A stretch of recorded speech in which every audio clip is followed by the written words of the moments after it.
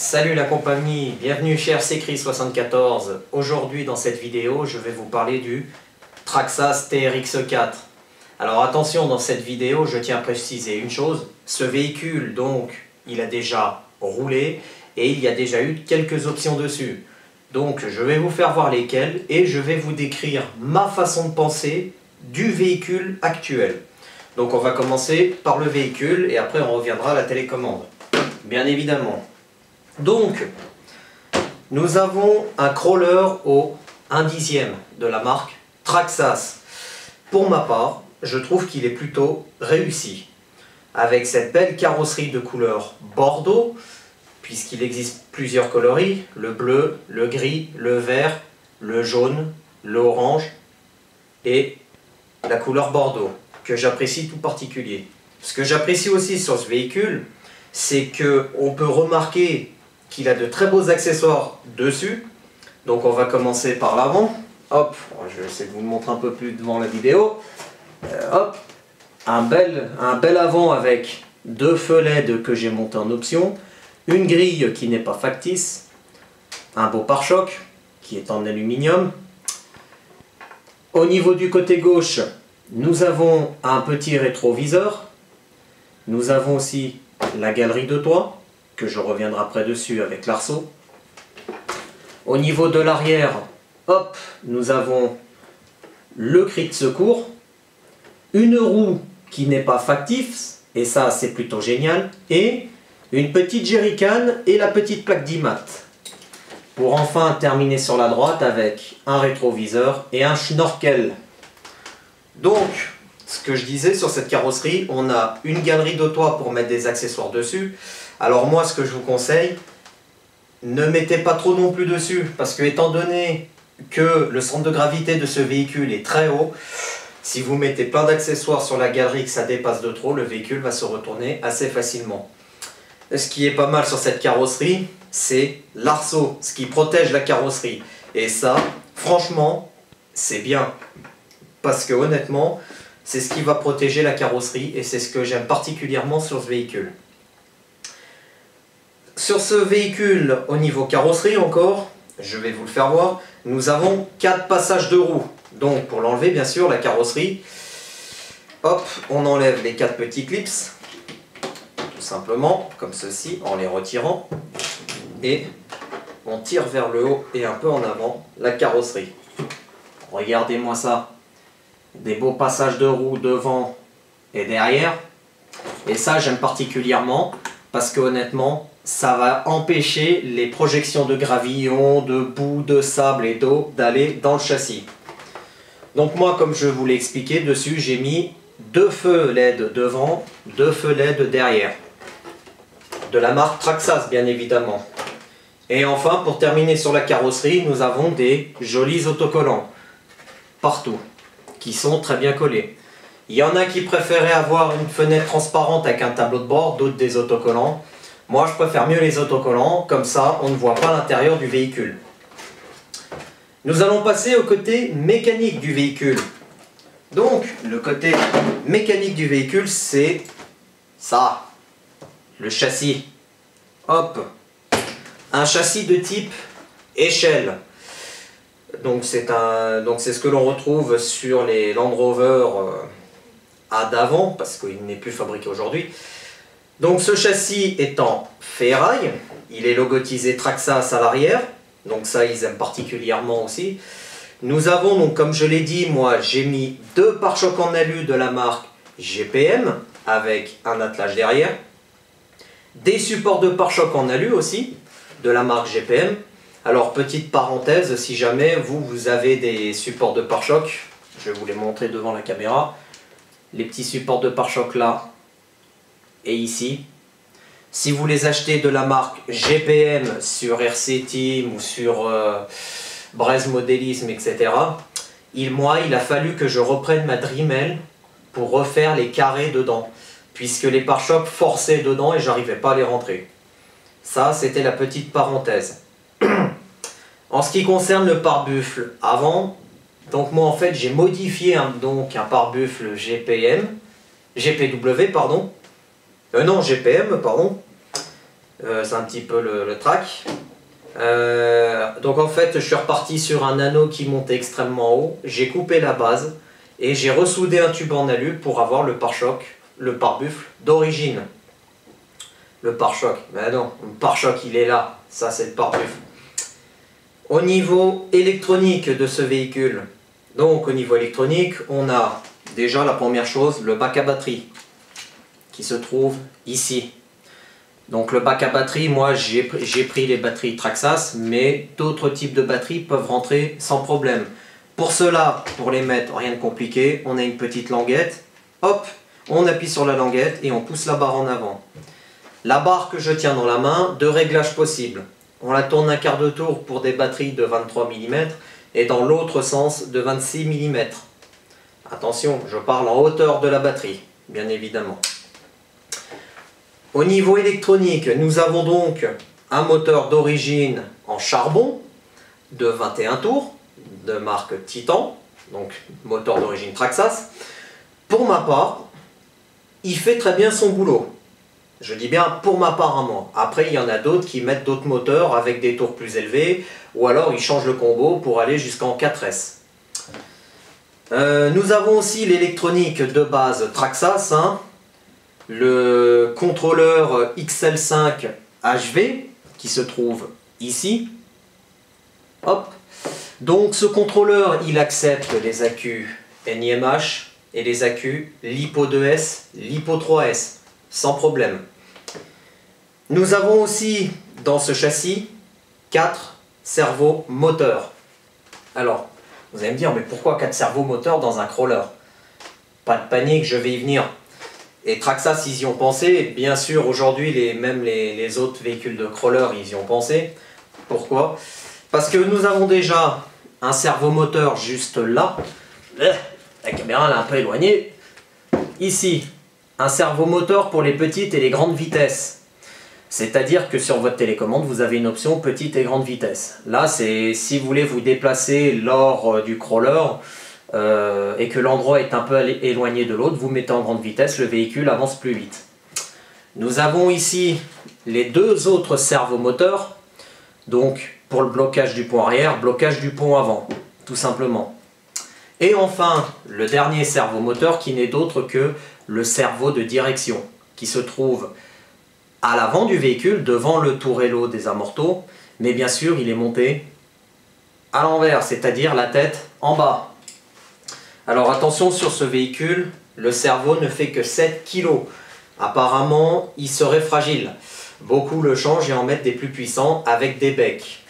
Si vous voulez mettre un bec, il faut se référencer à la notice du contrôleur pour voir jusqu'à quelle tension votre contrôleur peut délivrer la tension au cerveau, tout simplement. Qu'est-ce que nous avons d'autre aussi au niveau électronique? Nous avons donc le récepteur qui est caché dans un boîtier étanche, ici. Alors attention, qui veut dire étanche ne veut pas dire non plus qu'il résiste à l'eau, on peut aller le mettre dans l'eau et puis il marchera. Ça veut simplement dire qu'il résiste à l'eau, mais que lorsque vous avez roulé dans l'eau avec, n'hésitez pas à le sécher tout de suite. Soit avec un décapeur thermique, on va dire à hauteur de ça, pour éviter de fondre les plastiques, ou alors tout de suite un coup de chiffon, de pinceau, ou ce que vous voulez, mais faites-le assez rapidement. Moi, ce que je conseille, quand vous voulez rouler dans l'eau, hop, c'est hauteur, ici, maximum. Après, bon, vous pouvez monter jusqu'à hauteur de la moitié de la jante. Mais moi, je vous conseille ici, comme ça, vous n'aurez pas de soucis avec. Au niveau des amortisseurs, alors moi, ce que je trouve un peu bizarre là-dessus, alors je ne sais pas si d'autres ont eu le même cas que moi, je trouve que les amortisseurs, ils sont un tout petit peu raides. Et j'ai beau dévisser les ressorts à chaque fois, moi je pense honnêtement que plus tard je vais y changer l'huile et y mettre une huile un tout petit peu plus fluide. Pourquoi? Parce que j'ai remarqué surtout que moi lorsque j'ai fait du crawler avec et qu'il était sur le cul comme ceci, et ben tellement que l'huile elle est un petit peu raide, et ben le véhicule, pouf, il tombe soit sur le côté droit ou le côté gauche ou il est limite à se renverser. Au niveau des pneus, alors au niveau des pneus, on va faire comme certains le font dans leur chaîne, poète-poète. J'adore faire poète-poète. Donc, pouette. Donc là, bien sûr, le véhicule, il a roulé. Donc les pneus se sont un peu attendris. La mousse, elle s'est un petit peu désagrégée. Au tout début, nous avions des très légers pouette comme ça. Pour ma part, ça le faisait amplement. Mais là, je dois dire que depuis que j'ai pas mal roulé avec, les pneus commencent à avoir du répondant. Et au niveau du dessin, je trouve personnellement qu'ils ont des dessins de tout terrain. Alors attention, dernière chose à savoir sur ces pneus, ils ont un sens de rotation. Et oui, la première fois que j'ai nettoyé le véhicule, j'ai regardé le sens de rotation et j'avais monté les pneus à l'envers. Bien, super ça. Et oui, mais ça arrive à tout le monde. Autre chose, donc ce véhicule, il a bien évidemment 3 ponts. Un pont avant, un pont arrière, un pont central. Le pont central qui est caché sous la plaque en plastique que l'on peut remplacer par une plaque en alu. Le pont arrière, il est tenu par 4 biellettes en plastique qui se tordent assez facilement pour faire le torque twist. C'est-à-dire droite-gauche sans problème, qui soit bien articulé le pont. Devant, on n'a que 3 biellettes. Pourquoi? Parce que la 4e, on ne peut pas la mettre à cause du moteur. Le moteur qui se trouve ici. Donc du coup, ça va gêner l'emplacement. En ce qui concerne donc la barre de direction, donc déjà, honnêtement, elle est assez haute par rapport au pare-choc. Oui, mais assez haute, je veux dire, le pare-choc protège bien aussi toute la façade avant. Et nous avons des biellettes en plastique aussi. Là, il n'y a aucun problème dessus. Qu'est-ce que je peux dire encore au niveau de ce châssis? Après, ça ne sert à rien non plus de trop en parler pendant une demi-heure, 3/4 d'heure, puisque ce véhicule est déjà connu, il est de 2018. Dernière chose que moi je trouve bien sur ce véhicule, c'est les marchepieds. Les tout petits marchepieds là, parce que la carrosserie, elle se cale dans les gorges du marchepied. Et donc, pour éviter de casser la carrosserie, c'est nickel. Nous allons parler maintenant de la télécommande. Vu que le châssis, on a à peu près tout vu. Alors par contre, pour ceux qui en ont des Traxxas TRX4, n'hésitez pas à mettre dans les commentaires ce que vous aimez sur ce véhicule, ce que vous n'aimez pas, si j'ai oublié de dire des choses, etc. Surtout, ne pas hésiter à mettre les commentaires dans cette vidéo. Donc la télécommande maintenant. Hop, châssis, tu restes par terre, t'es puni. Voilà. Télécommande, la voici. Télécommande donc TQI de Traxxas. Donc en 2,4 GHz, puisque aujourd'hui c'est ce qui se fait de mieux. Avant on avait les 27 MHz avec la grande antenne et les fusibles sur la télécommande. Donc cette télécommande déjà on a une bonne prise en main, je trouve. Je trouve qu'on a une bonne prise en main avec le bloc de pile ici. Par contre ce que je trouve dommage c'est que le bloc de pile, pourquoi il ne le ferait pas tenir dans le manche là et supprimer là? Ça ferait plus joli pour la télécommande et on aurait une meilleure ergonomie. Et ça prendrait moins de place sur les étagères, je pense. Donc, nous avons le bouton on-off qui se trouve derrière, juste ici. Sur le côté, nous avons petite grande vitesse, accélérateur, frein, marche arrière. Nous avons aussi, sur le haut de la télécommande, pardon, un interrupteur pour enclenchement du pont arrière, enclenchement du pont avant, désenclenchement des deux. Et nous avons le menu 7 et le menu, oui je vais y arriver, le bouton 7 et le bouton menu. Donc ça c'est pour programmer votre télécommande. Bien sûr, vous verrez dans la notice d'utilisation, c'est une notice basique en papier qui est très bien expliquée en français. Ou si vous voulez l'avoir sur l'informatique, il faut aller sur le site traxxas.com, vous choisissez votre modèle et vous avez la notice sur l'ordinateur pour éviter de gâcher du papier. Donc cette télécommande, il y a plusieurs fonctions dessus que l'on peut régler via un arbre qui est enregistré dans la télécommande. Donc ça, si jamais vous avez des soucis pareils pour faire les réglages de télécommande, il existe des vidéos assez sympathiques sur YouTube ou même à la limite... n'hésitez pas à me poser les questions, ce sera avec grand plaisir que je vous aiderai à régler votre télécommande. Dernière chose à savoir sur la télécommande aussi, parce que je vais l'oublier, puis il y en a qui vont me dire oh, il n'en a pas parlé, oulala, c'est ça, le Traxxas Link. Alors, Dans cette vidéo, j'invite tous ceux à commenter et à me dire s'ils l'utilisent pour le crawler, si vous l'utilisez ou pas. Moi, pour ma part, je n'utilise pas, puisque je trouve que ça ne sert à rien du tout. En crawler, je parle, uniquement en crawler. En fait, le Traxxas Link, qu'est-ce que c'est? C'est un module que l'on branche sur la télécommande et qui marche en Bluetooth. Vous connectez votre téléphone portable, votre smartphone en Bluetooth. Et qu'est-ce qui va se passer? Vous allez avoir les informations sur votre véhicule. La température moteur, la température du contrôleur, la tension de charge de batterie et tout plein d'autres options. Voilà, tout simplement. Par rapport à ce Traxxas Lynx. Moi, sur celui-là, je ne le mettrai pas. Puisque moi, je vous dis, le crawler, on ne va pas très vite. La batterie que j'ai mis dessus, moi, c'est une 5000 ampères en 3S de marque Traxxas. Et j'ai 3 heures d'autonomie de jeu maximum. Voilà. Une dernière chose à savoir sur le TRX4. Enfin, je l'ai oublié quand j'ai décrit le châssis. Et ça, c'est pas bien. Il y en a qui vont encore me taper sur les doigts, donc je préfère le dire tout de suite. Deux choses encore. Première chose, je vais reprendre le châssis pour vous le montrer. Tac, attention à la télécommande. Hop là. Vous avez la prise d'origine Traxxas. Il y en a qui la suppriment. Eh ben non, ne la supprimez pas pour le moment. Tant qu'il est en garantie, laissez-la. Par la suite, vous pouvez l'enlever. Parce que si jamais vous la supprimez et qu'il est encore en garantie et que vous avez un souci dessus, la garantie ne marche pas.